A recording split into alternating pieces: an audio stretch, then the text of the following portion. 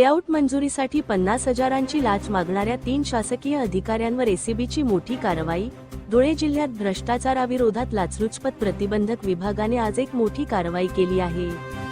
शेतजमिनीच्या औद्योगिक लेआउटला बिनशेती मंजुरी देण्यासाठी 50,000 रुपयांच्या लाचेची मागणी करणाऱ्या 3 शासकीय कर्मचाऱ्यांवर एसीबीने गुन्हा दाखल केला आहे।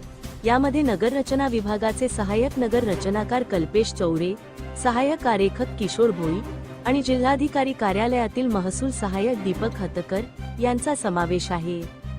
तक्रारदाराच्या वडिलांच्या नावावर असलेल्या 10,000 चौरस मीटर जागेच्या लेआउट प्रकरणाचा निपटारा करण्यासाठी या तिघांनी संगनमताने लाचेचा हा सापळा रचला होता। आज 21 जानेवारी रोजी सहाय्यक नगर रचनाकार कल्पेश चौरे याला 30,000 रुपयांची लाच स्वीकारताना रंगेहात पकडण्यात आले असून या कारवाईमुळे शासकीय वर्तुळात मोठी खळबळ उडाली आहे। पोलीस अधीक्षक भारत तांगडे यांच्या मार्गदर्शनाखाली एसीबीच्या पथकाने ही यशस्वी कारवाई पूर्ण केली असून अधिक तपास सुरू आहे। धुळे क्राईम न्यूजसाठी अब्दुल रहमान मलिक, धुळे।